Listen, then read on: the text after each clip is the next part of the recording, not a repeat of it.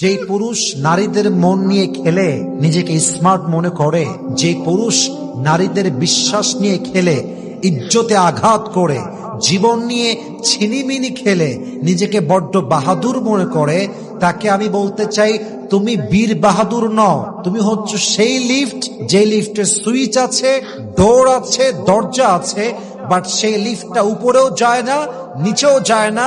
একটা অর্থহীন একটা লিফট যেমন তার কোনো মূল্য নাই, তোমারও সমাজে কোনো মূল্য নাই, ঠিক কিনা বলেন? যে যুবক পুরুষগুলো মেয়েদের মন নিয়ে ছিনিমিনি খেলে নিজেকে বড্ড চালাক মনে করে, এরা হচ্ছে সেই চার্জার যেই চার্জারের তারও আছে, পিনও আছে, সকেটেও দেওয়া হয়েছে, বাট চার্জার আছে কিন্তু কাউকে চার্জ দিতে পারে না, ঠিক কিনা বলেন?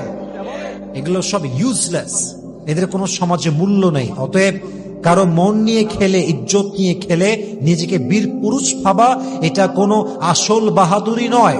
মাথায় রাখবেন, আসল পুরুষত্ব 70 নারীর সঙ্গে সম্পর্ক করা নয়।